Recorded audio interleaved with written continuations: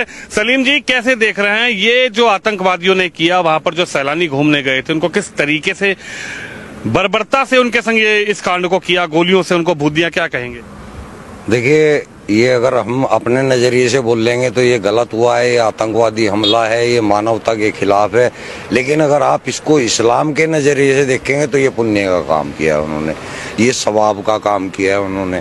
ये कुरान के स्क्रिप्चर सूरह तौबा की जो 5 आयत है उसके अंदर सेम टू सेम यही प्रक्रिया लिखी है कि काफिरों को जहाँ पाओ वहाँ देखो, उनको मारो, घात लगा करके उनको मारो। इन्होंने भी तो वही किया, घात लगा के मारा, बाकायदा उसकी रेकी हुई है। घात क्या इस्लाम में ही लिखा है, कुरान में ही लिखा है किस तरीके से निहत्थे लोगों को इस तरीके से देश के वासियों को भून दिया जाए, उनको मार दिया जाए? आइए, मैंने कुरान की तो आपको आयत बताई है, जो सूरह तौबा है, कुरान की 9वीं सूरह है और उसकी 5वीं आयत है।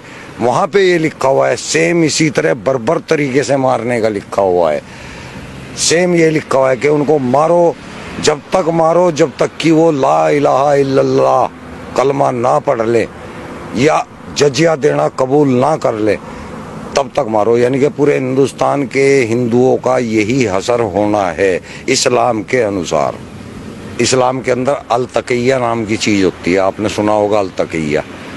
अल तकिया वो चीज़ है जब इस्लाम के अंदर हमें कोई ऐसा काम करना होता है जो कि सामने लोगों को नाजायज़ दिख रहा है, तो आपको वहाँ लोगों को तो नाजायज़ बताना है, लेकिन काम वो सवाब का करना है आपको। इसको बोला जाता है अल तकिया।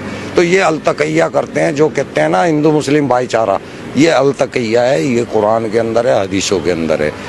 मुसलमानों को तो, मैं इंडिया के मुसलमानों की बात कर रहा, बाहर के नहीं। मुसलमान इंडिया का जो है वो अनपढ़ है, उसको कुरान के बारे में कोई नॉलेज नहीं है। इसलिए अगर वो भाईचारे की बात कर रहा है तो वो ठीक कर रहा है, लेकिन वो इस्लाम के अनुसार गलत कर रहा है। इस्लाम के अंदर कोई भाईचारा इस टाइप का नहीं है।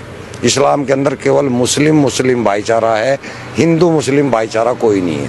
आप पढ़ के देखें या किसी आलिम से बात करके देखें।